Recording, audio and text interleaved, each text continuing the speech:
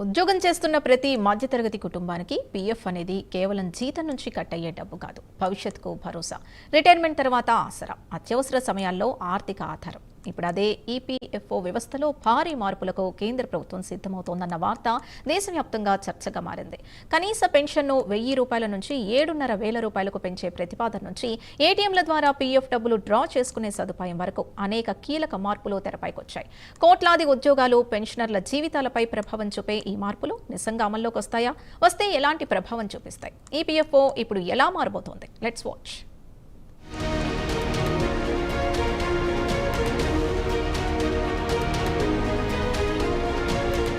దేశంలో ఉద్యోగుల సామాజిక భద్రతకు ప్రధాన ఆధారం ఎంప్లాయీస్ ప్రావిడెంట్ ఫండ్ ఆర్గనైజేషన్ అంటే ఈపీఎఫ్ఓ. కోట్లాది ప్రైవేట్ ఉద్యోగుల జీతాల్లో నుంచి ప్రతి నెల కొత్త మొత్తం పీఎఫ్గా జమ అవుతుంది. ఉద్యోగి, యజమాని ఇద్దరు ఇందులో వాటా చెల్లిస్తారు. ఉద్యోగ జీవితంలో పొదుపుగా ఉండే ఈ నిధి రిటైర్మెంట్ తర్వాత పెద్ద ఆర్థిక బలంగా మారుతుంది. అయితే చాలా కాలంగా ఉద్యోగుల్లో ఈపీఎస్ 95 పెన్షన్పై అసంతృప్తి ఉంది. ప్రస్తుతం కనీస పెన్షన్ కేవలం ₹1000 మాత్రమే ఉండడం తీవ్ర విమర్శలకు దారితీసింది. పెరుగుతున్న ధరలు, వైద్య ఖర్చులు, జీవన వ్యయం దృష్ట్యా ఈ మొత్తం సరిపోదని పెన్షనర్లు ఎన్నో ఏళ్లుగా డిమాండ్ చేస్తున్నారు. ఇప్పుడు ఆ డిమాండ్పై కేంద్రం కీలక నిర్ణయం తీసుకునే దశకొచ్చినట్టు సమాచారం.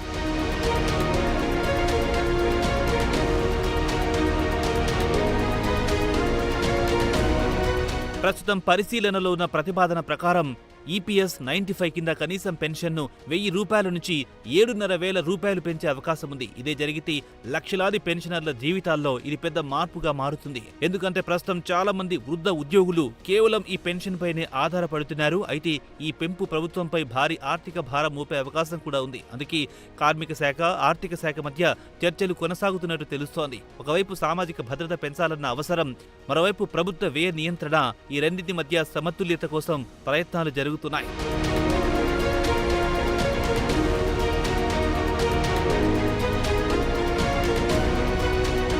ఇదే సమయంలో మరో కీలక అంశం పీఎఫ్ డిపాజిట్లపై వడ్డీ రేటు. ప్రస్తుతం ఈపీఎఫ్ఓ 8.25% వడ్డీ రేటును కొనసాగించే ప్రతిపాదనను కేంద్రానికి పంపినట్టు సమాచారం. బ్యాంక్ డిపాజిట్లతో పోలిస్తే ఇది ఇంకా ఆకర్షణీయంగా కనిపిస్తోంది. ముఖ్యంగా దీర్ఘకాలిక పొదుపు కోసం చూస్తున్న ఉద్యోగులకు పీఎఫ్ ఇప్పటికీ భద్రమైన ఆప్షన్గా భావిస్తున్నారు. అయితే ఉద్యోగుల్లో మరో ప్రశ్న కూడా ఉంది. పీఎఫ్ డబ్బు జమ కావడం ఒక విషయమైతే అత్యవసర సమయంలో ఆ డబ్బును త్వరగా పొందగలగడం మరో విశేషం. ఇక్కడే ఇప్పుడు కొత్త మార్పులు తెరపైకొస్తున్నాయి.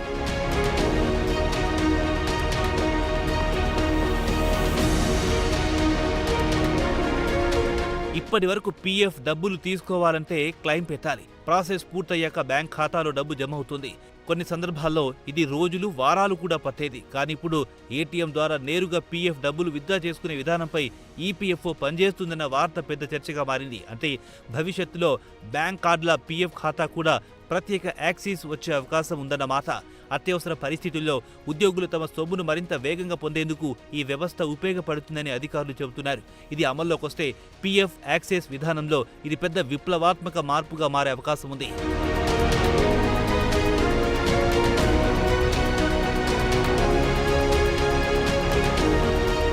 ఈ మార్పుల వెనుక మరో ముఖ్య కారణం ఈపీఎఫ్ఓ డిజిటల్ ట్రాన్స్ఫర్మేషన్. గత కొన్ని సంవత్సరాల్లో ఈ సంస్థ క్లెయిమ్ సెటిల్మెంట్ ప్రక్రియ పూర్తిగా వేగవంతం చేసింది. 2025-26 ఆర్థిక సంవత్సరంలో రికార్డు స్థాయిలో 8 కోట్లకు పైగా క్లెయిమ్ ప్రాసెస్ చేసినట్టు గణాంకాలు చెబుతున్నాయి. గత ఏడాదితో పోలిస్తే ఇది భారీ పెరుగుదల. ఇందులో ఎక్కువ భాగం అడ్వాన్స్ లేదా పార్ట్ విత్డ్రాల్ క్లెయిమ్లే కావడం గమనార్హం. అంటే ఉద్యోగులు ఇప్పుడు పీఎఫ్ను కేవలం రిటైర్మెంట్ ఫండ్గా కాకుండా అవసర సమయాల్లో వినియోగించే ఆర్థిక సాధనంగా కూడా ఉపయోగిస్తున్నారు.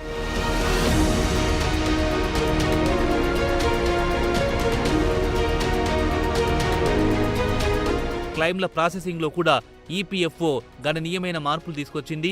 ఇటీవల వచ్చిన వివరాల ప్రకారం దాదాపు 99% క్లెయిమ్లు 20 రోజుల్లోపే సెటిల్ అయ్యాయి. అంతేకాదు కోట్లాది క్లెయిమ్లు చెక్ ఇమేజ్ అప్లోడ్ చేయకుండా ఆటోమేటిక్గా ప్రాసెస్ అయ్యాయి. బ్యాంక్ అకౌంట్లు లింకింగ్, ట్రాన్స్ఫర్ క్లెయిమ్లు, యూఏఎన్ ఆధారిత సేవలు ఇవన్నీ ఇప్పుడు మరింత సులభంగా మారుతున్నాయి. ఒకప్పుడు పీఎఫ్ అంటే ఫామ్లు, ఆఫీసుల చుట్టూ తిరగడం అనే భావన ఉండేది. ఇప్పుడు అదే వ్యవస్థ పూర్తిగా డిజిటల్ వైపు వెళ్తోంది.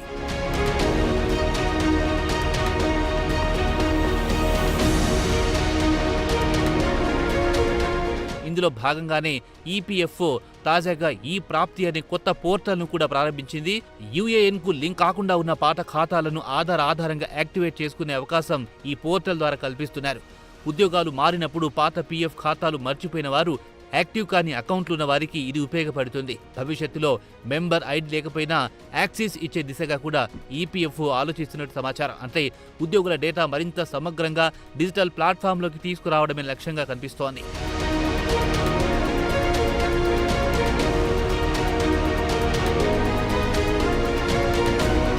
అయితే ఈ మార్పులన్నింటిపై కొన్ని ఆందోళనలు కూడా ఉన్నాయి. ముఖ్యంగా కనీస పెన్షన్ భారీగా పెంచితే ఆర్థిక భారం ఎలా భరించాలన్న ప్రశ్న వస్తోంది. మరోవైపు ఏటీఎం విత్డ్రా సదుపాయం తీసుకొస్తే భద్రతా సమస్యలు ఎలా నియంత్రిస్తారు అన్నది కూడా కీలక అంశం. పీఎఫ్ ఖాతాల్లో ఉన్న డబ్బు దీర్ఘకాలిక పొదుపు. అలాంటి నిధులకు తక్షణ యాక్సెస్ ఇవ్వడం వల్ల ఉద్యోగులు ఎక్కువగా విత్డ్రా చేసే ప్రమాదం ఉందన్న అభిప్రాయం కూడా కొందరిలో ఉంది. అంటే సౌకర్యం పెరగడం ఒకవైపు అయితే ఆర్థిక క్రమశిక్షణ తగ్గిపోతుందా అన్న చర్చ కూడా సాగుతోంది.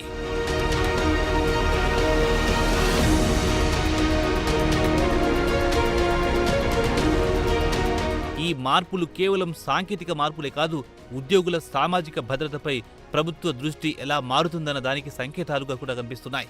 పెన్షన్, డిజిటల్ యాక్సెస్, వేగవంతమైన క్లెయిమ్లు ఇవన్నీ కలిసి చూస్తే పీఎఫ్ వ్యవస్థను మరింత ప్రజా కేంద్రీకృతంగా మార్చే ప్రయత్నాలు జరుగుతున్నట్టు కనిపిస్తోంది. ముఖ్యంగా ప్రైవేట్ ఉద్యోగుల్లో భవిష్యత్ భద్రతపై ఉన్న అనిశ్చితిని తగ్గించేందుకు ఈ చర్యలు ఉపయోగపడతాయని ప్రభుత్వం భావిస్తోంది.